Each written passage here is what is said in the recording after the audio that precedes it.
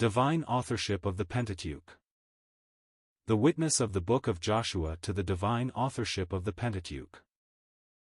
C. Crain. The death of Moses is an historic event.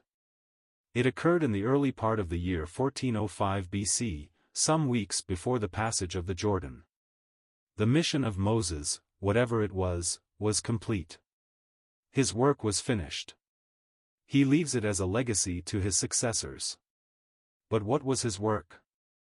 The answer of the Word of God is nowhere equivocal.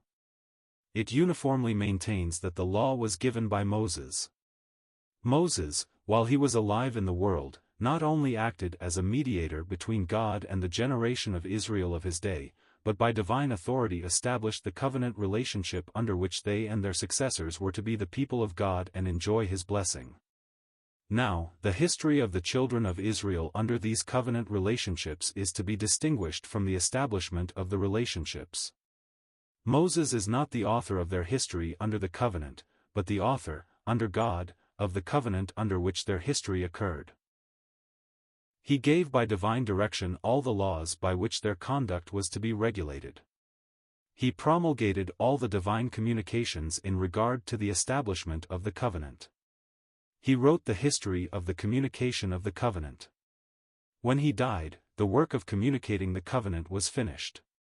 He left thus a body of writings which ever after was referred to under specific names, such as, the law of Moses, this book of the law. These terms do not apply simply to the testimony, the tables of the law, put into the ark, but to the entire body of the writings of Moses, i.e., the authorized copy of the history of the establishment of the covenant.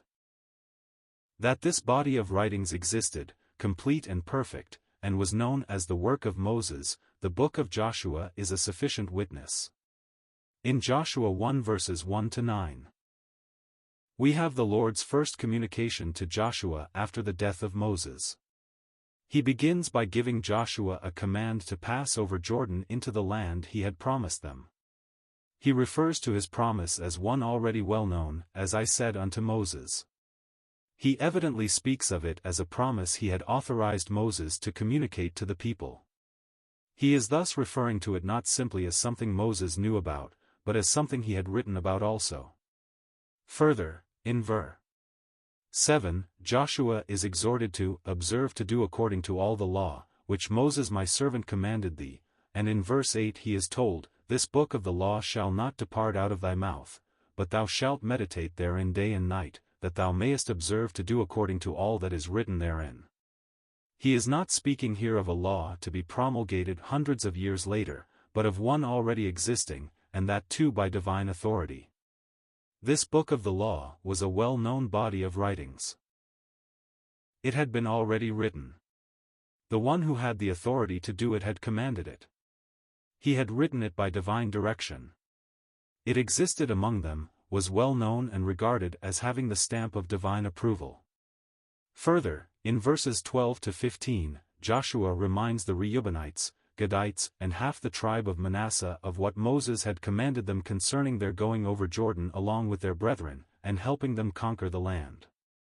Could it have been possible for Joshua to have convinced them that Moses had made such a commandment if he had not really done so? Surely such a fraud would have been exposed at once. Could such a fraud have been imposed upon the nation at any time, say in Josiah's day, or after the captivity? I am bold to declare it impossible. If no such arrangement had been ordered, it would not be found in the book of the law of Moses. Nothing purporting to be by him would have the least authority, or be in any way binding if it were not one of the communications he had given by divine authority. The simple fact of its not being in the body of writings written by Moses would decide its claim to authority. But it will be said the people lost the work of Moses, forgot all about it, and it would be easy to persuade them when in such a state of ignorance. I answer, to succeed, it would be necessary to establish divine authority. It would have to be traced to Moses. If it could not be traced to him, no matter how much traditional authority there might be, it would not be binding. Just as now, there are many things for which authority is claimed, but they cannot be traced to the apostles. They have abundant traditional authority, but that does not represent the authority of God. For this we must look to Christ and the apostles. Their communications have the stamp of the authority of God. Whoever does not hear them is not of God. 1 John 4 verse 6. It was divine authority to which Joshua appealed in Joshua 1 verses 12 to 15, "Remember the word which Moses the servant of the Lord commanded you." If by divine authority Joshua acts, there cannot be any conflict with what Moses has appointed. God is not divided against himself. The word given by Moses is binding. It was divine authority to which the Reubenites, Gadites, and half the tribe of Manasseh submitted. Now this principle will be found to underlie the whole book of Joshua. It is true Joshua represents the authority of God just as Moses did, but for that reason all that Joshua does is, according to what Moses the servant of the Lord commanded. As it is written in the book of the law of Moses, was true of all the acts of Joshua that were divinely authorized and approved. Moses and Joshua typify Christ and the Spirit. Moses gave the law. Joshua and others following gave communications from God that Moses could not give. Christ, in contrast with Moses, displayed grace and truth, revealing thereby God and the Father. But he said, "I have yet many things to say unto you, but ye cannot bear them now." Then he goes on to speak of the Spirit who was to come to tell the things he could not tell them. That Spirit came, and has told us these things, but there is no conflict between the things Christ told us and the things the Spirit has told us. Both communications have divine authority. The communications we have received from the Spirit are according to the communications we have received from Christ. In the same way Joshua's work was according to what was written by Moses.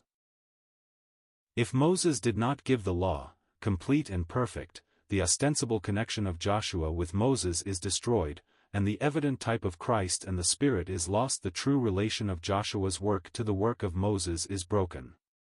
How present-day theories as to the origin of the 5 books of Moses show the originators and defenders of these theories to be sadly lacking in spiritual discernment. The nature and the character of the mission of Moses is not understood, nor the meaning and significance of the work of Joshua. The true lessons of both are lost.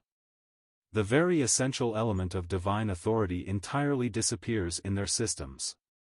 Their views give us at the best mere human systems which may be compared with other human systems, but lack the authority of God. There is no, "Thus saith the Lord," in them.